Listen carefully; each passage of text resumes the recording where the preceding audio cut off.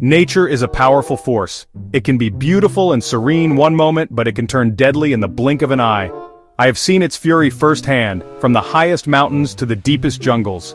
One of the most terrifying and unpredictable dangers is the flash flood. It's not like a slow-rising river that gives you hours or even days to prepare. A flash flood is a sudden, violent surge of water. It can appear with little to no warning, transforming a dry creek bed or a quiet street into a raging, unstoppable torrent. This is not just water, it's a moving wall of destruction, carrying with it mud, rocks, trees, and anything else in its path. When a flash flood strikes, that first minute, those crucial 60 seconds, is everything. It's the window of opportunity you have to get yourself and your loved ones to safety. What you do in this brief moment will determine the outcome. Survival is not just about physical strength, it's about mental preparedness. When facing a flash flood, knowing what to do is your lifeline. We're going to break down the essential skills you need to survive those first critical 60 seconds. So, what exactly is this monster we call a flash flood? It's crucial to understand your enemy. This isn't just water, it's a slurry of mud, boulders, uprooted trees, and debris. It moves with incredible force, a liquid bulldozer that scours the landscape and destroys everything in its path. The term flash is no accident. It describes the incredibly short time between the cause, like intense rainfall, and the flood itself.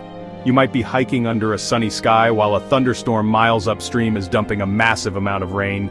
That water is funneling down, gathering speed and power and heading your way. Before technology, before weather apps and emergency alerts, survival depended on one thing: your senses. Your ears are often the first to pick up the alarm.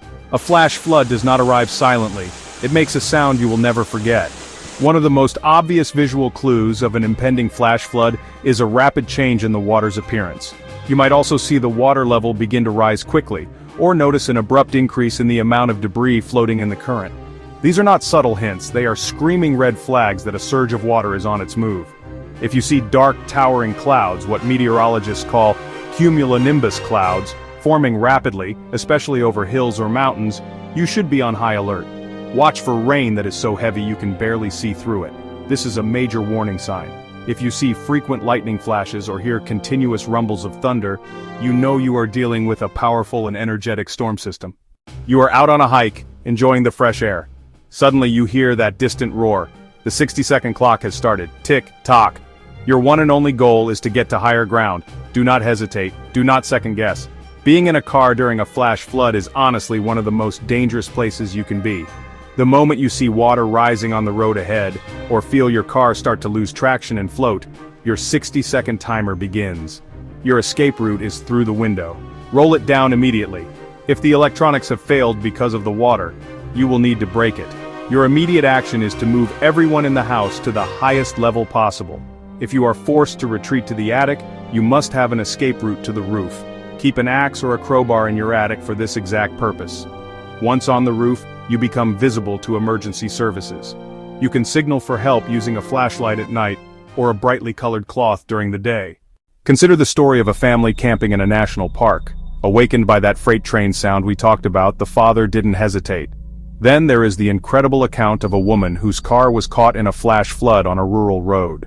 She climbed out onto the roof just as the car was swept into the main current. Think about the hiker who was caught in a narrow slot canyon. He found a spot just big enough to stand on, 10 feet above the canyon floor, and he stayed there all night as the flood raged below. The single most common and deadly mistake people make is underestimating the power of water. They see a flooded road and think, my truck can make it through that. Instead of immediately moving to the highest floor of the roof, they spent critical minutes moving furniture to the second floor to save it from damage. The Turnaround Don't Drown campaign exists for one reason. It is the single most effective way to prevent flood-related deaths in vehicles. It is tough to talk about, but we must also learn from the tragedies. We must honor the memory of those who did not make it by understanding what went wrong. In many cases, the difference between life and death came down to just a few seconds and a single decision. Their loss can be our lesson, a solemn reminder of why we must always respect the power of nature. When you are part of a family, you are part of a team, a pack. Your survival is tied together. Establish a designated meeting spot on high ground, a safe place that everyone knows how to get to. Your family go bag is your pack's lifeline. It needs to be stocked and ready at all times. For many of us, our pets are family. They are part of our pack, and in a survival situation we do not leave our pack behind. Your pet needs its own go bag right alongside your family's. This kit should have everything your animal needs to survive for several days. If you are forced to move to your roof, bring them with you. If you have to be rescued, inform the emergency responders that you have pets with you. Your mission now has a second equally important part. It is not enough just to ensure your own survival. A true survivor looks out for their pack, and our pack is our community. Talk to your friends, your neighbors, and your colleagues about the dangers of flash floods. Share the simple, life-saving rules. Get involved in your local community. Participate in community preparedness drills. Advocate for better public education about flood safety. The skills you have learned are your lifeline. They can mean the difference between seeing the sunrise tomorrow and becoming another tragic headline.